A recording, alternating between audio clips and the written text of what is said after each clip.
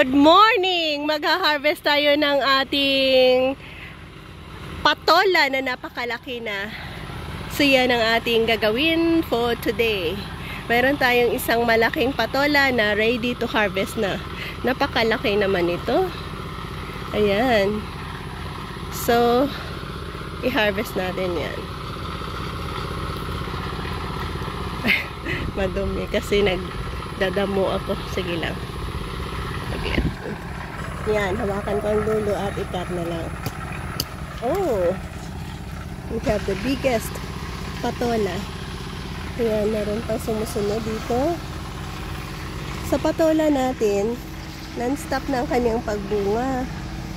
So, hindi na natin kaya itong kainin lang for personal consumption. Ang ganda din ang ating mga kalabasa. Ayan, pakita ko na rin sa inyo ang kagandahan ng aking garden. Kukuha ako dito ng dalawa para sa today's recipe. Ang gaganda talaga. Super ganda ng mga bunga niya. Ayan. Ayan din. Kayo ba nakakakita? So, dalawa ang ating kukunin dito. Yung isa is ito. Ayan. Magkasing size silang dalawa. So, dalawa ang ating ma-harvest sa araw na ito.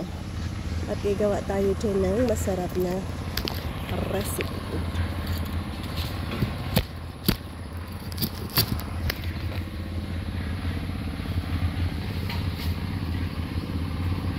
Ang dami na na. Saglit. Saan tayo ita-thumbnail?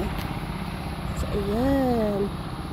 At nakapag-harvest na naman tayo ng dalawa sa malaking puno na ating pwede nang makuha.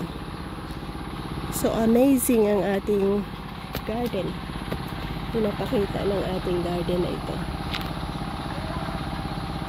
Ayan. Kabuuan, ganito ang ating garden of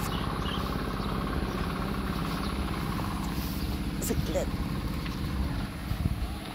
Yan ang ating magandang garden. Indeed, we are certified gardener dahil sa marami tayong patubo na pabunga at na-harvest.